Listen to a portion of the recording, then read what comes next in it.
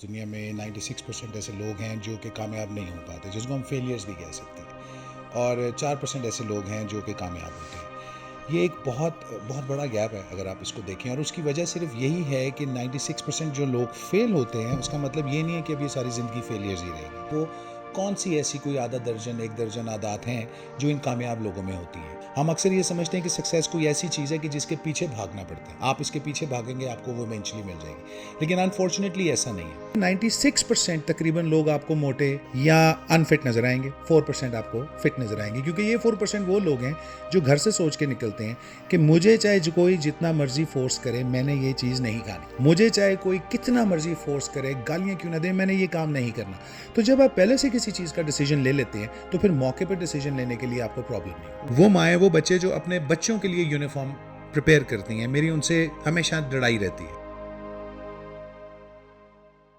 अस्सलाम वालेकुम viewers, welcome करते हैं आपको आज के शो में। शो का नाम है जिमी एंड बाबा शो। मेरे साथ हैं बाबा अली मुर्तज़ा और आज हम बात करेंगे कामयाबी के वो कौन से अवामिल हैं जिन पे अमल करते हुए आप अपनी डेली रूटीन में, बिज़नेस में कामयाबी हासिल कर सकते हैं।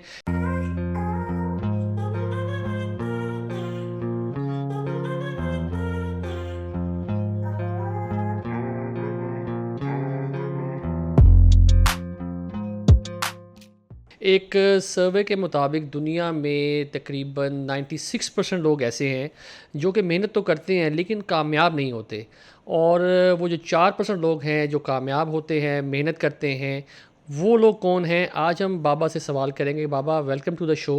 Thank you. एंड थोड़ा हमारे व्यूअर्स को बताएं कि वो जो 4% लोग हैं जो कामयाब होते हैं, वो किन चीज़ों पे अमल करते हैं जिसकी वजह से वो कामयाब होते हैं, और जो लोग कामयाब नहीं हो रहे उनको क्या करना चाहिए कामयाब होने के लिए? जी, ये जो आपने सवाल पूछा है कि जो आपने पहले स्टैट्स दिए, आपने कहा कि इस दुनिया में 96% ऐसे लोग हैं जो कि कामयाब नहीं हो पाते, जिसको हम फेलियर्स भी कह सकते हैं, और 4% ऐसे लोग हैं जो कि कामयाब होते हैं। ये एक बहुत बहुत बड़ा गैप है अगर आप इसको देखें, और उसकी वजह सिर्फ यही है कि 96% जो लोग फेल होते हैं, उसका मतलब ये नहीं है कि अब ये सारी ज़िंदगी फेलियर्स ही रहेंगी। फेलियर का मतलब, जैसे मैंने आपको पहले भी बताया, few errors in judgment repeated every day.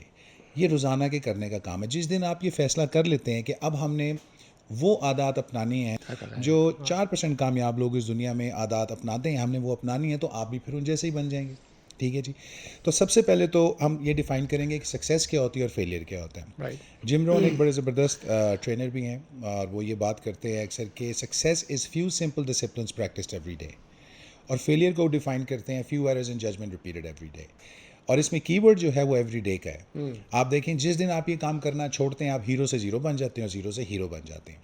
तो ऐसी कुछ आदात हैं जो कि university of Stanford, Yale university, Harvard university, दीगर यूनिवर्सिटीज़ के तलबा ने और इनके मैनेजमेंट ने मिल के रिसर्च की, और ये फाइंड आउट किया कि वो कौन सी ऐसी कोई आधा दर्जन एक दर्जन आदात हैं जो इन कामयाब लोगों में होती हैं। तो उन्होंने ये देखा कि कुल मिला के वैसे तो काफ़ी आदात हैं, तकरीबन कोई 2 दर्जन के करीब बनती हैं, बट उन्होंने इसको समराइज़ करके उन्होंने कहा कि ये 8 आदात ऐसी हैं जिनको आप अपनी ज़िंदगी में अगर अपना लें तो आप भी कामयाब हो जाएंगे। जब मैं सक्सेस की बात करता हूँ तो मैं सक्सेस की बात करता हूँ financially, physically, spiritually, biologically and socially, कि हर जगह पे आप सक्सेसफुल हों। और success basically is not something that you pursue, इसको भी आप याद रखें। Success is something that you attract by becoming attractive person. हम अक्सर ये समझते हैं कि सक्सेस कोई ऐसी चीज़ है कि जिसके पीछे भागना पड़ता है, आप इसके पीछे भागेंगे आपको वो इवेंचुअली मिल जाएगी, लेकिन अनफॉर्चुनेटली ऐसा नहीं है। सक्सेस जो है, इसको अट्रैक्ट करना है, मैग्नेट बनना है आपने अपने आप को, काम आपने अपने भी करना है eight the end of the day. काम आपने किसी और चीज़ पे नहीं करना। अगर आपकी किसी से हाँ, डील भी किसी है, और को कामयाब तो नहीं कराना आपने, आपने खुद को कामयाब करना है, तो आपने खुद पे काम करना है। That is true. तो काम हमने इवेंचुअली अपने पे खुद करना है। तो जो पहली आदत जिसके बारे में वो ये बात करते हैं, वो कहते हैं कि सबसे पहली आदत जो किसी भी कामयाब इंसान की होती है, और अगर हम बनना चाहते हैं हमें वो अपनानी चाहिए, वो है आप फाल हो जाए। फाल का मतलब क्या है? फाल का मतलब है प्रोएक्टिव। प्रोएक्टिव का मतलब है पहले से तैयारी करके रखें। हर चीज़ का आपके जहन में पहले से उसका आइडिया होना चाहिए। जैसे फॉर एग्जांपल, हम अपने इम्तिहान जब देने जाते हैं तो उसकी तैयारी पहले करते हैं। राइट। एग्जामिनेशन डे पे, एग्जामिनेशन डे पे नहीं करते, हम एग्जामिनेशन डे से पहले करते हैं।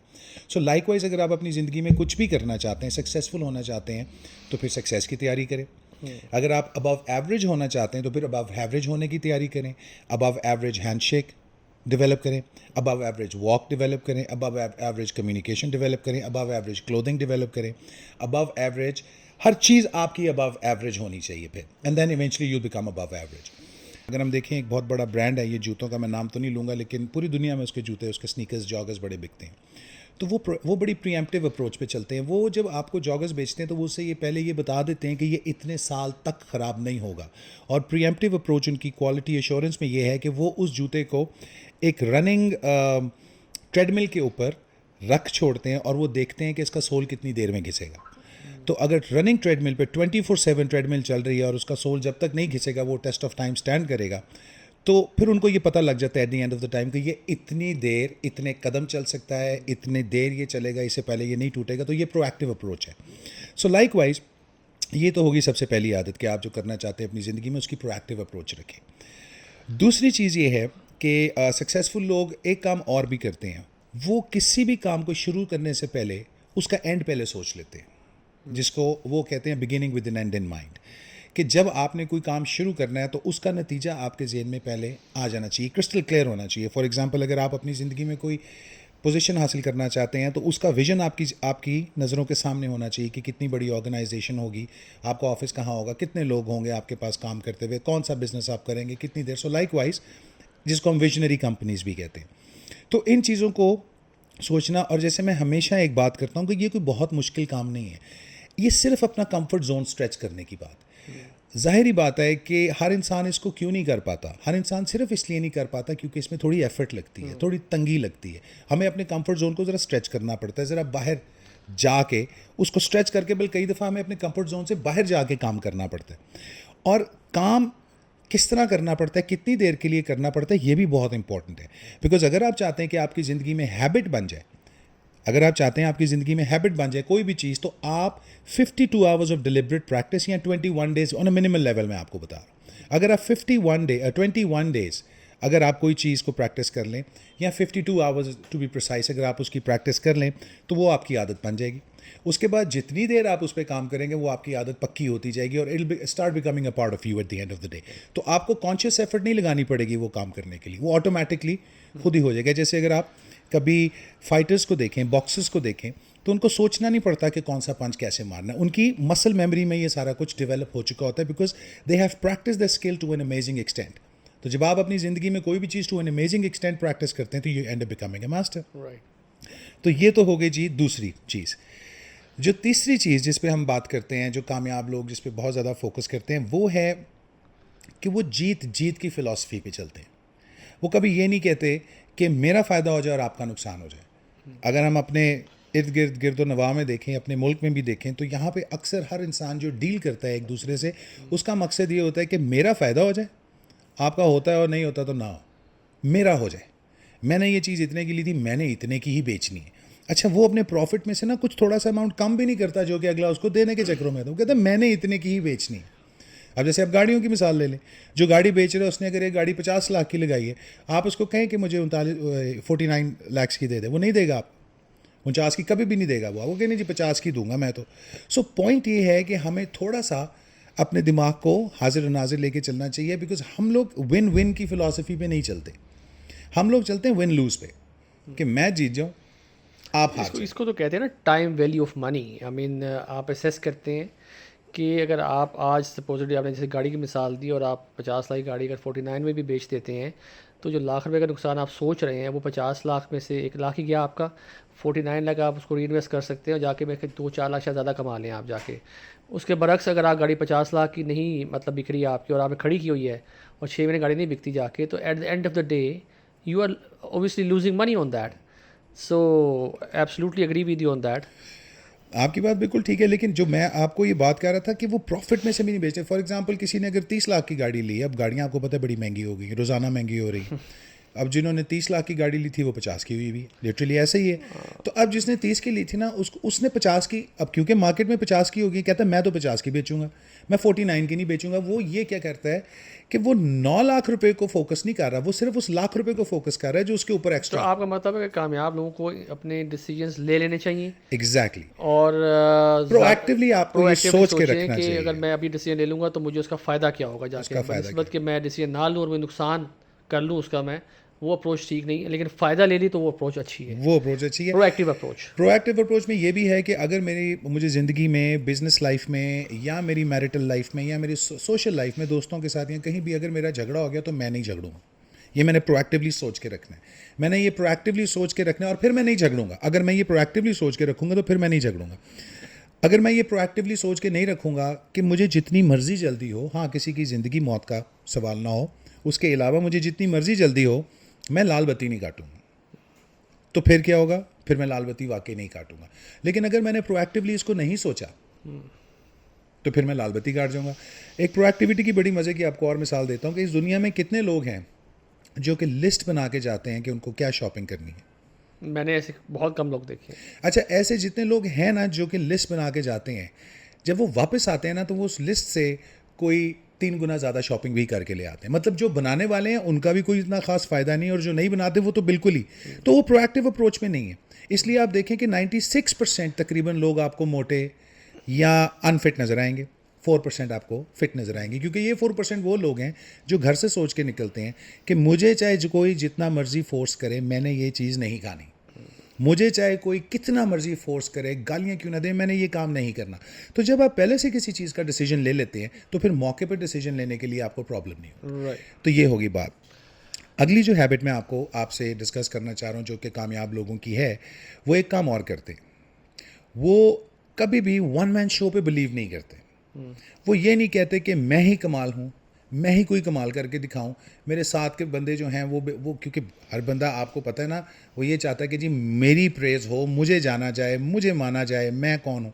तो वो टीम वर्क में बिलीव नहीं करते। तो जो अगली हैबिट जिसमें मैं बात करना चाह रहा हूँ वो है team work is dream work, जिसको हम कहते हैं सिनर्जाइज, कि मिल के काम करें। जब आप मिल के काम करते हैं तो किसी भी काम की क्वालिटी जो है वो 10, 20, 30, 50%, इवन 100% तक बेहतर हो जाती है जब आप कोई मिल के काम करते हैं। जब आप सोल उस पे जाना चाहते हैं कि मैं ही सारे काम करूं, डेलीगेट आप नहीं करते, तो इवेंचुअली आप बर्न आउट हो जाते हैं। और जब आप ही सही नहीं होंगे तो फिर आप काम कैसे ही कर पाएंगे। सही कह रहे हैं आप।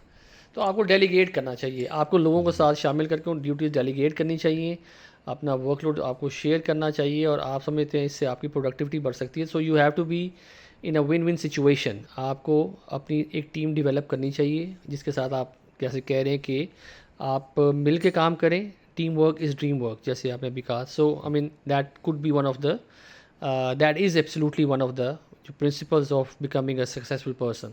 दैट इज़ ट्रू, बिकॉज जैसे मैंने आपको कहा ना कि कोई ऐसा फॉर्मूला नहीं है सक्सेस का कि आप ये करेंगे और वो हो जाएगा। एक ही लाइन में आपको 10 रेस्टोरेंट मिलेंगे, चलने वाला सिर्फ एक ही मिलेगा। उसके कुछ वाइटल बिहेवियर्स हैं। हम अक्सर बात करते हैं मोटिवेशन की। एक बात मैं जहाँ पे ज़रूर क्लियर करना चाहूँगा कि मोटिवेशन होनी चाहिए तो फिर सब ठीक हो जाता है। मैं दुनिया को और आपके इस प्रोग्राम की प्लेटफॉर्म से मैं ये बताना चाहता हूँ कि मोटिवेशन, जिसको हम विल पावर कहते हैं, ये एक्चुअली एक ट्रैप है। ठीक है, ये स्केप बोर्ड के तौर पे हम इसको इस्तेमाल करते हैं। जब कोई काम नहीं कर पाते तो हम कहते हैं जी नहीं, मेरे इसमें विल पावर ही नहीं थी। वेयर एज ये एक्चुअली स्किल पावर है। जब आपको कोई काम करना आ जाता है ना तो फिर आपकी मोटिवेशन उसकी ऑटोमेटिकली बढ़ जाती है। अब जैसे हम बात कर रहे हैं कि जो कामयाब लोग हैं वो सिर्फ मोटिवेशन पे तकिया नहीं करते, because motivation is what gets you started, it's the habit that keeps you going. So at the end of the day आपको मैं बड़ा मोटिवेट करता हूँ कई दफ़ा जिम के लिए कि चलो, आप मोटिवेट होकर मेरे साथ जिम पे चले जाते हो, लेकिन आप समवेयर डाउन द लेन 3, 4, 5 दिन बाद ना आप, because you're a busy man like everybody else, तो आप निकल जाते हैं, आप फिर जिम नहीं आते। उसकी वजह क्या है कि मोटिवेशन तो मैं आपकी बिल्ड कर देता हूँ उस टाइम के लिए, जो कि बड़े थोड़े अरसे के लिए ठीक होती है, लेकिन आप हैबिट पे हम काम नहीं कर पाए, जो कि अभी हम कर रहे हैं कि आपकी ऐसी हैबिट डेवलप हो जाए कि कुछ भी हो, 1 घंटा जो कि अक्रॉस द स्ट्रीट जिम है, उधर जाने में कोई प्रॉब्लम तो नहीं होनी चाहिए। So likewise motivation only gets you started, it's the habit that keeps you going. So don't work on the motivation, work on the habit. Habit के ऊपर आप कैसे काम करेंगे? मोटिवेशन तो आप कह रहे हैं एक धक्का है जो कि आप एक गाड़ी को पुश स्टार्ट करने के लिए आप दे देते हैं जाके, लेकिन गाड़ी ने अगर चलना है तो फिर आपको उसको अपनी हैबिट बनाना पड़ेगा, तो ही बाकी निज़ाम चलेंगे। बाकी निज़ाम बिल्कुल उसी तरह चलेंगे। राइट। सो जो अगली हैबिट है जिसकी अब हम बात करते हैं वो है पुटिंग फर्स्ट थिंग फर्स्ट, कि जो काम पहले होना चाहिए वो हम पहले करें।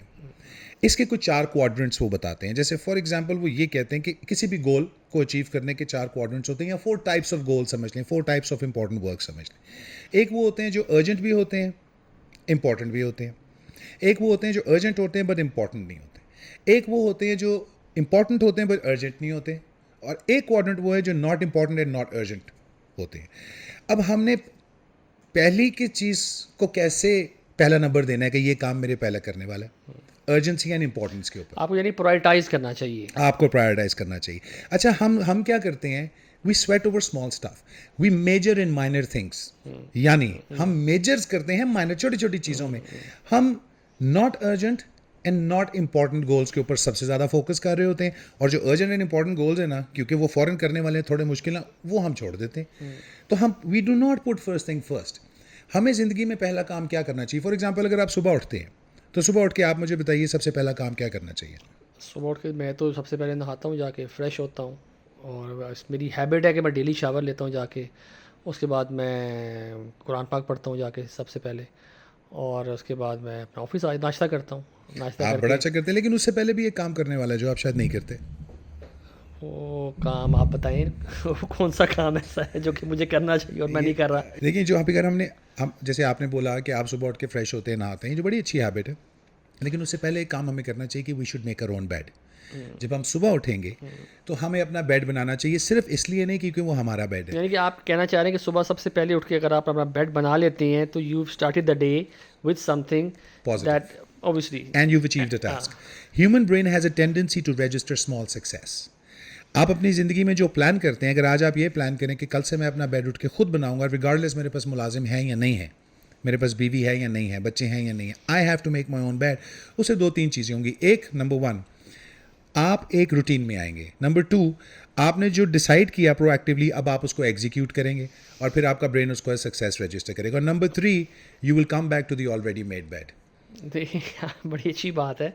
अगर कोई आदमी उठ के अपना सुबह बेड बनाता है, वैसे ऑन लाइटर नोट में बात कर रहा हूँ, तो फिर नेक्स्ट स्टेप ये भी हो सकता है make your own breakfast. I mean seriously. अच्छा, आपको मैं एक बड़े मज़े की बात बताऊं, तो बीवियाँ तो बड़ी रिलैक्स हो जाएंगी फिर तो। हम वैसे मैं बात कर रहा हूँ लेकिन असल में कि wash your own dirty clothes you know and stuff like that you know, तो बंदे ने दोबारा काम करना होता है चीज़। देखिए, यही तो कॉन्सेप्ट क्लियर करने, यही तो कॉन्सेप्ट है जो हमने क्लियर करना। देखें, ये जो बात आपने की है ना, ये एक्चुअली ऐसे ही है। वो कहते हैं कि जब मैं कोई काम, इनेबलिंग क्या होती है जिसकी वजह से रिश्ते ख़राब होते हैं?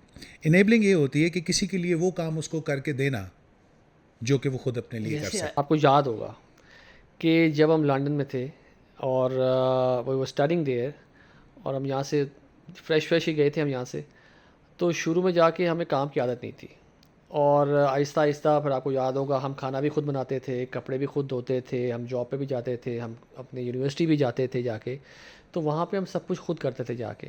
और कुछ सालों के बाद हमें आदत पड़ गई थी सब कुछ खुद करने की। यहाँ के जब हम पाकिस्तान वापस आते थे छुट्टियों में, तो भी हम घर के काम खुद कर रहे होते थे जाके। तो आई मीन एक आहिस्ता आहिस्ता आपको काम करने की जब आदत पड़ी थी, हम दोनों ऑब्वियसली साथ रहते थे वहाँ पे, तो आई मीन हमें तो ऐसा कोई प्रॉब्लम फील ही नहीं होता था, बल्कि वो यूज़ टू फील गुड। हम शॉपिंग पे चले जाते थे, ग्रॉसरीज लेके आते थे जाके, if you remember that. Of course I remember that. आपने ना इस तो सवाल इसमें का, इसमें बुराई नहीं है, आप अगर खुद से काम कर रहे हैं सारे के सारे। I mean obviously you feeling happy कि यार I have achieve something, I have done something. So इसमें बेसिकली देखें, असल में हुआ क्या है, अब हमें समझ आ जानी चाहिए कि वहाँ के लोग कामयाब क्यों और यहाँ के क्यों नहीं, और हम वहाँ जाके क्यों मैं इसी कामयाब पॉइंट होते पे हैं, आ रहा था। हम वहाँ जाके क्यों कामयाब होते हैं और यहाँ पे क्यों कामयाब नहीं रहते। देखिए, मैंने आपको बताया, इनेबलिंग एंड प्रोवोकिंग दो ऐसे बिहेवियर्स हैं, ये एडिक्टिव बिहेवियर्स हैं। ज़िंदगी में आपने बीमारी लानी है, एडिक्शन लानी है, कोई प्रॉब्लम लानी है, ये करना शुरू कर दें।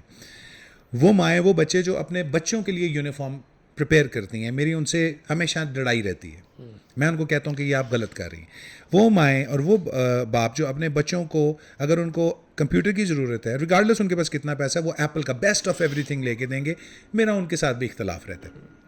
क्योंकि ज़्यादातर आप देखें कि ये वही बच्चे होते हैं जो आगे जाके अनफॉर्चुनेटली या तो रिहैब्स में या तो फिर किसी न किसी साइकाइट्रिक ऑफिस में आपको आते जाते ज़रूर नज़र आते हैं, बिकॉज हम उनकी हैबिट्स ख़राब कर रहे होते हैं।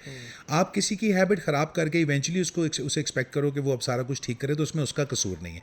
सो जैसा आपने बोला कि मेरी नज़र में एक बीवी का काम, मेरी नज़र में एक औरत का काम एज ए वाइफ ये नहीं है कि वो आपकी डर्टी लॉन्ड्री वॉश करे। मेरी नज़र में हम करवाते ज़रूर है, और मेरी नज़र में किसी औरत का या किसी वाइफ का ये भी काम नहीं है कि वो सुबह उठ के आपको ब्रेकफास्ट दे, क्योंकि ब्रेकफास्ट आपका है ना, ब्रेकफास्ट आपका, it's your part of the problem that you have to deal with. और किसी औरत का भी ये नहीं है, लेकिन अगर वो ये आपके लिए कर देती है, सो बी थैंकफुल। अब ये आपके रिलेशनशिप पे डिपेंड करता है कि आप किस तरह से काम उनसे करवाते हैं, आउट ऑफ लव करवाते हैं या आउट ऑफ अग्रेशन करवाते हैं.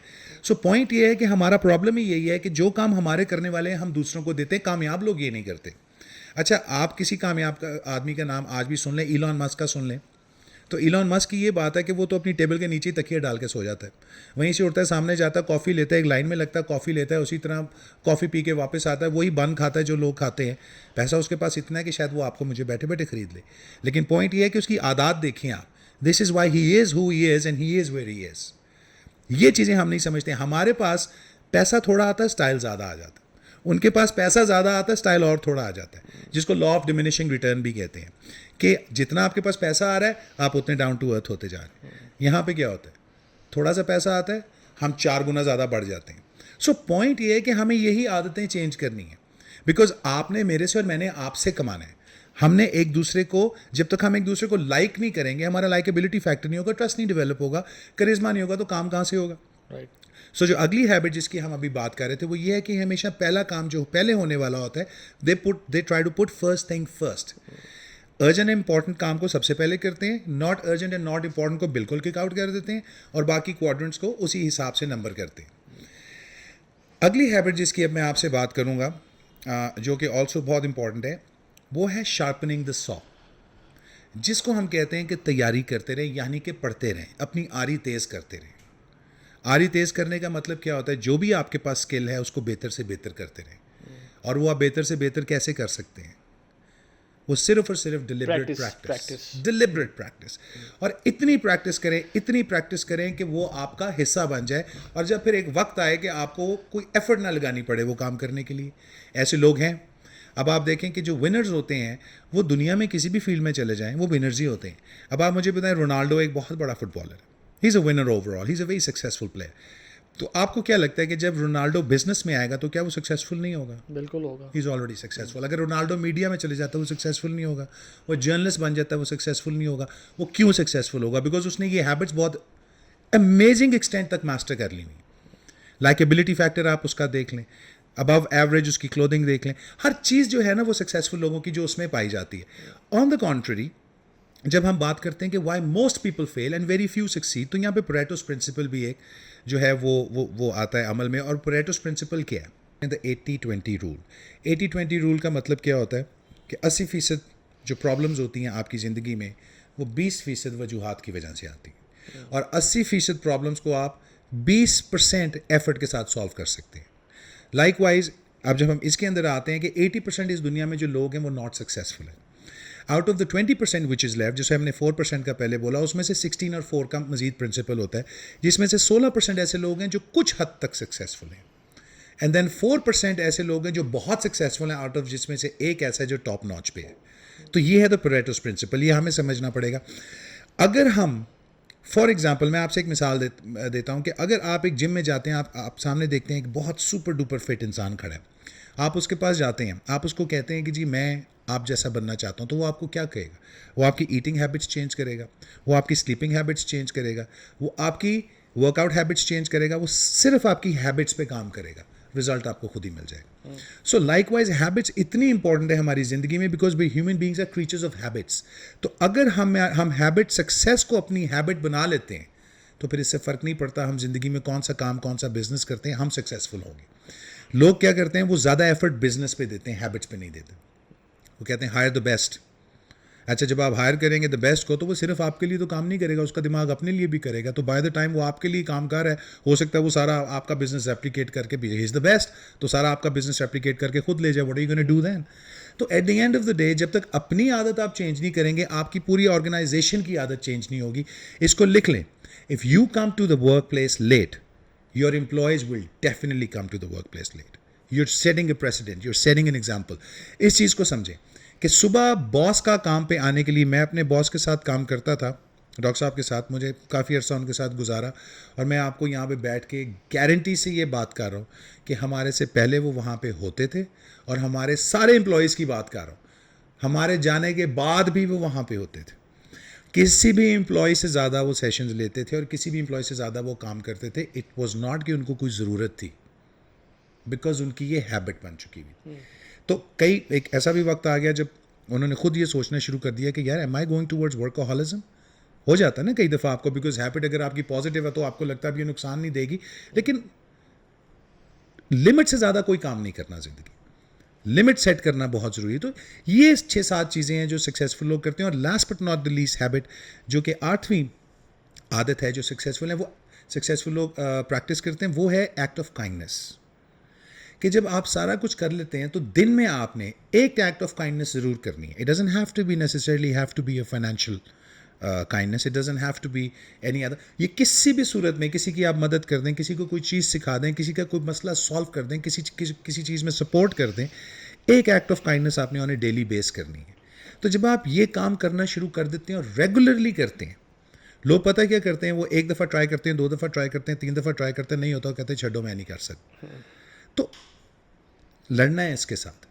जब आप अपना जिस्म भी बनाने जिम में जाते हैं तो ये 6, 7, 8, 10 दिनों में नहीं बन जाता। Slowly and steadily gradual process है जिसमें आपको अपने मन को मारना पड़ता है। सबसे पहले साइकोलॉजिकल इफेक्ट, दूसरा आपने अपने पेट को मारना है, तीसरा आपने अपने जिस्म को तकलीफ देनी है, अच्छा आपने मजदूरी भी करनी है और पैसे भी देने हैं। तो इवेंचुअली क्या होगा, फिर एक दिन जब आप शीशे के सामने खड़े होते हैं आप खुश होते हैं, और जब आप फिजिकली अपने आप को देख के खुश होंगे तो सेटिस्फैक्शन आएगी, आपको हैप्पीनेस आएगी। हैप्पीनेस क्या है, हैप्पीनेस बेसिकली क्या है और सैडनेस क्या है? वो कहते हैं सैड होना कोई बीमारी नहीं है। सैड का मतलब है सीजनल अफेक्टिव डिसऑर्डर, ये टेम्परेरी होता है। हैप्पीनेस क्या है? Happiness is when your current life conditions matches your mental blueprint. जो आपके करंट हालात चल रहे हैं, अगर ये आपके दिमाग के आइडिया और मेंटल ब्लूप्रिंट के साथ मैच करते हैं जो आपका आपके बारे में है, आप खुश हैं। अगर आपने सोचा हुआ कि इतनी इनकम आ जाए, मेरे बच्चे स्कूल में चले जाएं, मेरे पास ये गाड़ियाँ हों, मेरे पास ये घर हो, इतने मुलाजिम हो, जब ये मैच कर जाएगा तो आप खुश ही होंगे ना। डेफिनेटली। लेकिन जब तक ये मैच नहीं करेगा, इसमें से एक चीज़ भी रह जाएगी, तो फिर क्या होगा, आप खुश नहीं होंगे। और ये वो वाली सिचुएशन है कि जैसे एक इंसान जा रहा था, बड़ी ज़बरदस्त एग्जांपल है, उसको ना 100 अशरफियाँ गिरी हुई मिली। तो जब उसको 100 अशरफियाँ गिरी हुई मिली तो उसने वो अशरफियों का बैग उठाया और घर भाग गया और लेके। तो जब घर गया तो उसने जाके गिना तो वो 99 थी। उसने पहले नहीं गिनिया, मैं आई एम जस्ट सेइंग कि पहले हो सकता है 100, तो वो गिना 99 है, उसने 99 दफ़ा गिना, 99 दफ़ा गिना, वो 99 ही थी। तो उसने कहा कि नहीं, 99 कोई नंबर नहीं है, ये 100 होनी चाहिए थी, शायद मैं कहीं भागता हुआ आया तो कहीं एक गिराया हूँ, या शायद जहाँ से मैंने उठाई है। तो उसने क्या किया, उसने वो अशरफियाँ घर छोड़ी और वो चला गया वो एक अशरफी ढूंढने जो कि उसकी जेन में था कि शायद कहीं गिर गई। भाई तू छोड़ उसको, तुझे जो जब 99 तेरे मिली, पास 99 शफियाँ आ गई हैं हाँ, तो उनका शुक्र अदा कर। तू उनका कर, वो किसी जो और को नेमतें लेने तुझे देगा मिल गई हैं तो उनका शुक्र अदा कर, जो तेरे पास नहीं है तो उसकी नाशुक्री ना कर। ना कर। ठीक है ना। तो तो अल्लाह वो ने जो घर नेमतें छोड़ के, यहाँ आपको दी हुई हैं आप उनका शुक्र अदा करें यार। आई मीन बहुत अल्लाह ने ब्लेस किया हुआ चीज़ों को दिया हुआ है, और जो नहीं है उसके लिए मेहनत कर ले। तू ये तो तुझे मिल गया है, हाँ, उसके लिए मेहनत कर तो तू शायद एक से ज़्यादा कमा ले। तो वो जब घर छोड़ के वहाँ पे गया उसको ढूंढने, तो कोई आधा पौना घंटा ढूंढता रहा, ढूंढ के जब वो घर वापस आया परेशान हो गया, उन्होंने कहा नहीं शायद 99 ही थी यहाँ। तो खैर एनीवेज वो घर जब आया पक्का होगा, तो जब घर आया तो उसने देखा कि जो 99 उसकी चारपाई पे पड़ी थी अब वो वहाँ नहीं है। तो उसने चीखें मारनी शुरू कर दी, बीवी से पूछा, इससे पूछा, वो चोरी हो गई हैं जो भी कि किसी ने उठा ली। तो उसने अल्लाह ताला से गिला किया कि या अल्लाह ये क्यों किया तूने मेरे साथ, तूने मुझे मिलाए अशरफियाँ दी क्यों जब मुझसे लेनी थी। उसने ये नहीं समझा कि जब अल्लाह ने तुझे दे दी है, जो अभी आप बात कर रहे थे, को भाई उसको उसका कुछ कर, जाके अपनी ज़िंदगी बना। तू वो एक ढूंढने चला गया जो शायद थी भी नहीं। तो हमारा भी यही प्रॉब्लम है, इसको कहते हैं मेजरिंग इन माइनर स्टफ। आप मेजर करते हैं एक माइनर स्टफ में स्वेट ओवर स्मॉल स्टफ जिसका कोई वजह नहीं होती। तो हमने अपने बिजनेस पे अगर फोकस करना है, अपनी ज़िंदगी पे अगर फोकस करना है और उसको कामयाब बनाना है, मैं सिर्फ बिजनेस की बात नहीं करता, ये हैबिट्स जो हैं, बड़ी ज़बरदस्त किताब है स्टीफन आर कवी की, 7 habits of highly effective people. बड़े लोगों ने इसका नाम सुना हुआ है, कईयों ने एक आधा 2 चैप्टर्स भी पढ़े हुए हैं, लेकिन मैं उनसे रिक्वेस्ट करता हूँ कि इसको पढ़ें, और सिर्फ पढ़ें नहीं, इसको समझें भी, बिकॉज ये एक छोटी सी 300 पेजेस की किताब पढ़ के अगर आप अपनी ज़िंदगी में सक्सेस की तरफ गामजन हो सकते हैं तो वाई नॉट। तो ये भी उन्होंने 8th हैबिट जो लिखी थी उसमें यही कहा था कि जब आप ये सारी हैबिट्स कर लेते हैं किसी भी ज़िंदगी के एरिया ऑफ लाइफ में, तो फिर जो 8th हैबिट है एक्ट ऑफ काइंडनेस, वो आपको सुकून देती है, अंदरूनी सुकून देती है, इंटरनल हैप्पीनेस देती है।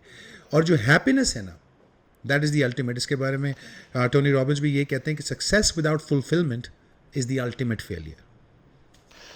बाबा बड़ी ज़बरदस्त बातें आपने की आज के शो में, और मैं आपसे शो ख़त्म करने से पहले ही सवाल पूछना चाहूँगा कि ये जो चीज़ें जितने आपने बताई हैं डिटेल के साथ, क्या इनको लोग सीख सकते हैं? अगर आपसे कोई रब्ता करना चाहे और इनके बारे में आपसे कोई गाइडेंस लेना चाहे, तो क्या ये मुमकिन है कि आप लोगों को ये सिखाएं? और ऑब्वियसली लोगों को कामयाबी के जितने भी ये फार्मूला है आपने बताए आज शो में, कि उनको प्रैक्टिकली भी उनको बताएं कि ऐसे ऐसे करने से ये मामला हो सकते हैं? जी बिल्कुल, हमारा बल्कि अभी ये लाहौर चैम्बर ऑफ कॉमर्स के प्लेटफॉर्म के साथ, उनके साथ जैसा आपको पता है कि हमारा MOU भी साइन हुआ है, उनके साथ बड़ी एक्सटेंसिव ट्रेनिंग्स हम लोग कर रहे हैं और उसके अंदर अभी तो हम फ्री ऑफ कॉस्ट ट्रेनिंग्स दे रहे हैं ख़वातीन को एंटरप्रेन्योरशिप पे, वुमेन एम्पावरमेंट पे, इन सारी लाइफ स्किल्स पे। इनको लाइफ स्किल्स कहते हैं, ये ज़िंदगी की स्किल्स हैं, ये ज़िंदगी का सब्जेक्ट है जो कि हम वहाँ पे पढ़ा रहे हैं। और अभी हम कुछ दिन पहले बैठ के इसके बारे में डिस्कशन भी कर रहे थे कि we are planning to hold classes, basically regular classes हम करेंगे और अपनी प्रेमिसेस पे यहीं पे करेंगे, जिसके अंदर हम